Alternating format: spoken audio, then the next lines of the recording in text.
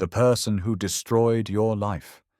To the one who stands at the crossroads of excuse and truth, grace and peace to you from God our Father and the Lord Jesus Christ, who calls the broken to be whole, the fallen to rise, and the bound to walk free.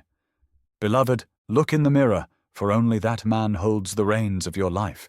Yes, many may have harmed you, some destroyed opportunity, others twisted what was meant for good into pain. But hear this: they did not destroy your life. They only destroyed the version of life you imagined, not the life God purposed in His wisdom. That life, the true life, is still before you. But now you are the one destroying it by gripping the past and feeding yourself excuses. You say, "They ruined me," while the ruins deepen not by their hand, but by your refusal to rebuild. Excuses are chains you have learned to polish. They sound like wisdom, but taste like death.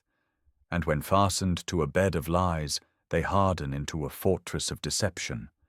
You desire what you will not labor for. You seek what you refuse to pursue.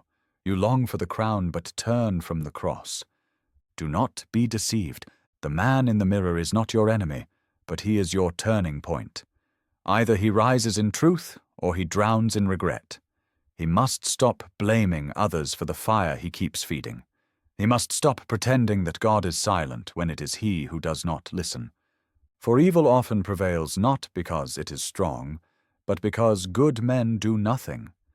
And likewise, nothing good can come where a man refuses to act. The door is not locked, the path is not hidden. But the man refuses to walk to the door and turn the handle. He waits for change while feeding delay. He asks for breakthrough while standing still. But delay is not safety. Inaction is not peace. It is the slow decay of destiny by neglect. For the one who sees only reality sees a world without opportunity. But the one who trusts in the Lord believes that God creates opportunities. Was not Joseph thrown into a pit, sold into slavery, and cast into prison? Yet in due time the Lord lifted him from the depths and placed him in charge of a kingdom, from the jail to the ruler's robe. Not because the path was easy, but because he did not let his chains silence his faith. So it is not where you find yourself, but what you do with the little that has been entrusted to you. For even a prison can become a pathway to purpose if the heart is faithful. It is not the size of the field, but the willingness of the servant that determines the harvest. The question is not how much you have, but whether you will move with what you've been given. Therefore I urge you, let go of what lies behind, put away the excuses.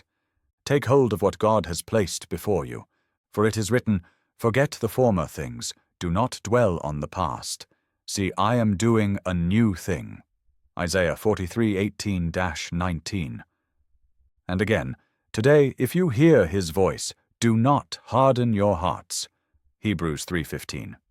If you would live the life God intended, then you must stop mourning the one He never approved. You must choose to rise, not someday, but today. For God does not give talent to bury, but to build.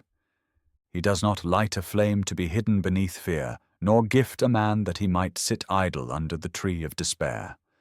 No, He calls us to rise, to labor, to trust, to work, not in anxiety, but in the peace of the Lord, to believe that the small in your hand becomes great in His, and to know this: the servant who buries what was entrusted will be shamed, but the one who steps forward, imperfect, yet faithful, will hear, "Well done." So rise, beloved, the mirror waits. The Lord is near. And the time to move is now.